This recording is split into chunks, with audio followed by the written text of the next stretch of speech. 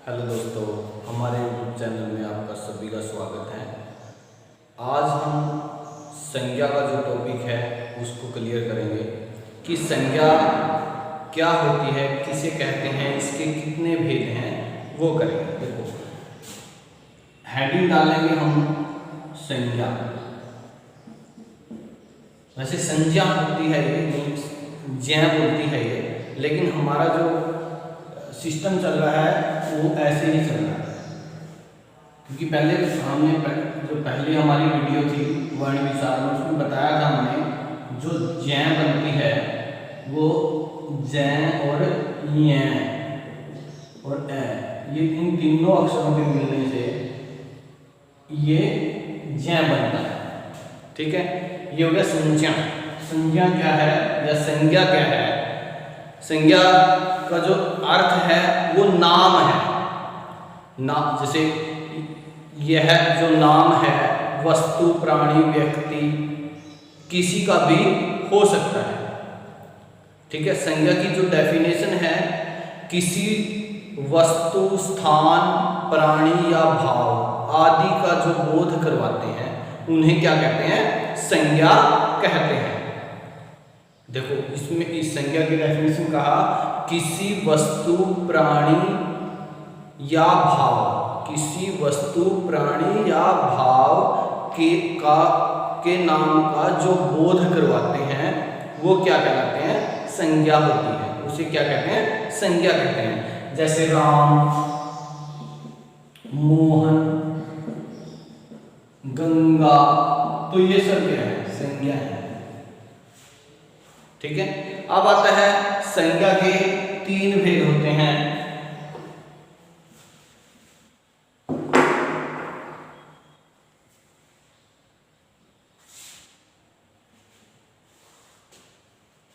पहला है जातिवाचक संज्ञा,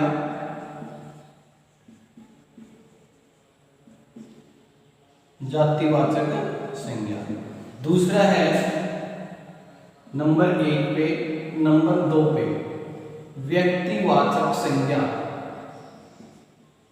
व्यक्तिवाचक संज्ञा। फिर आता है नंबर 3 पे भाववाचक संज्ञा, भाववाचक संज्ञा। देखो, संज्ञा किसे कहते हैं? किसी वस्तु, प्राणी, स्थान या भाव के नाम का जो बोध करवाते हैं उन्हें क्या कहते हैं? संज्ञा कहते हैं। संज्ञा के तीन भेद होते हैं, जातिवाचक संज्ञा, व्यक्तिवाचक संज्ञा और भाववाचक संज्ञा। अब आता है जातिवाचक संज्ञा किसे कहते हैं? जिन शब्दों से किसी जाति के सभी पदार्थों या प्राणियों का बोध हो। इसने कहा कि जिन शब्दों से किसी जाति के सभी प्राणियों या पदार्थों या प्राणियों का या पदार्थों या प्राणियों का बोध होता है, उसे क्या कहते हैं? जातिवाचक संज्ञा कहते हैं। जैसे पुस्तक, नदी, ये सब क्या है? जाति है। ठीक है, पुस्तक हो गया, नदी हो गई, आम हो गया, केला हो गया, ठीक है, शिक्षक हो गया, लेखक हो गया, ये सब क्या है? ये जातिवाचक संज्ञा में आते हैं, जिनकी मतलब जिसका जाति हो, या जिसका प्रदेश हो गया, गांव हो गया, ये सब क्या है? जातिवाचक संज्ञा में इंक्लूड होते हैं। तो जातिवाचक संज्ञा में कहा कि जिन शब्दों से किसी जाति के सभी पदार्थों या प्राणियों का बोध होता है उसे जातिवाचक संज्ञा कहते हैं। जातिवाचक संज्ञा में ले लिया हमने, जैसे पुस्तक हो गई, नदी हो गई, पर्वत हो गए, गांव, प्रदेश, आम, केला, लड़का, लड़की, शिक्षक, लेखक, ये सब क्या हैं? जातिवाचक संज्ञा में आते हैं। फिर आता है व्यक्तिवाचक संज्ञा। व्यक्तिवाचक संज्ञा किसे कहते हैं? व्यक्तिवाचक संज्ञा किसी व्यक्ति, स्थान, वस्तु आदि के नाम का बोध करवाए।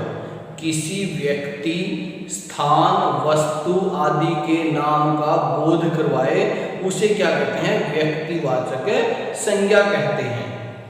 जैसे राम, मोहन, ये सब क्या है? ये व्यक्तिवाचक है कि राम है, एक व्यक्ति है, मोहन व्यक्ति है, ठीक है। भारत, कैथल, करनाल, भारत, कैथल,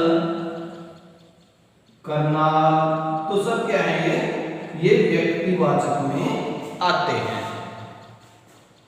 ठीक है। देखो व्यक्तिवाचक संज्ञा जिसमें क्या इसने कहा कि किसी व्यक्ति, स्थान, वस्तु, स्थान जैसे कैथल हो गया, ठीक है, और भारत हो गया, व्यक्ति हो गया जैसे राम हो गया, ठीक है, और जैसे हिमालय हो गया, यमुना हो गई, गंगा हो गई, ये सब क्या है? व्यक्तिवाचक में आते हैं। फिर थर्ड नंबर पे आता है भाववाचक संज्ञा। भाववाचक संज्ञा किसे कहते हैं?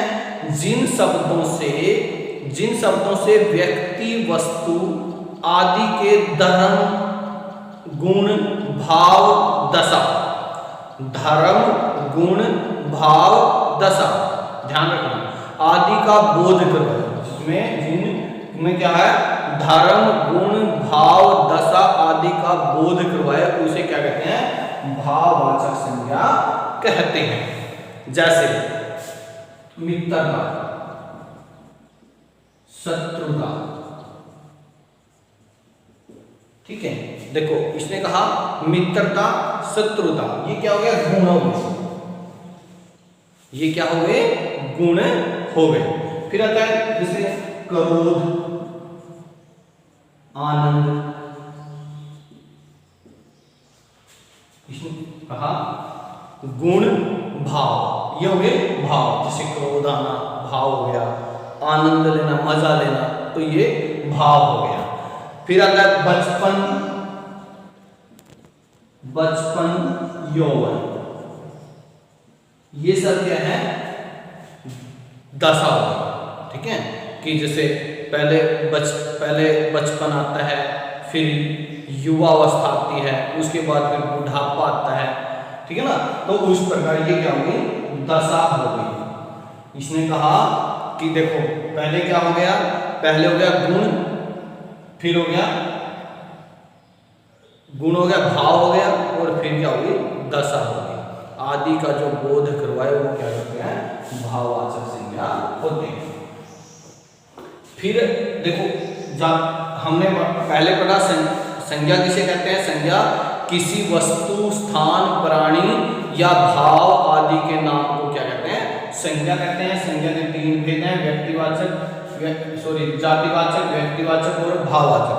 व्यक्तिवाचक संज्ञा जातिवाचक संज्ञा जिसमें किसी सभी जाति के सभी पदार्थों या प्राणियों का बोध होता है उसे जातिवाचक संज्ञा कहते हैं। व्यक्तिवाचक संज्ञा जिसमें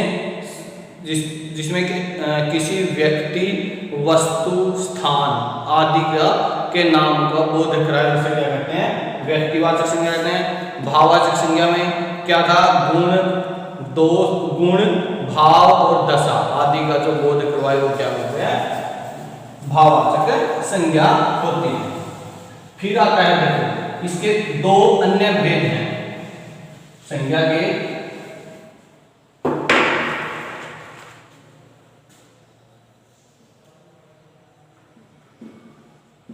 संज्ञा के दो अन्य भेद,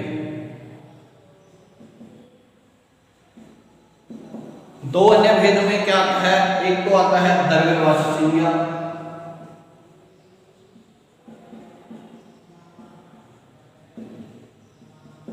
और दूसरे नंबर पे आता है समूहवाचक संज्ञा।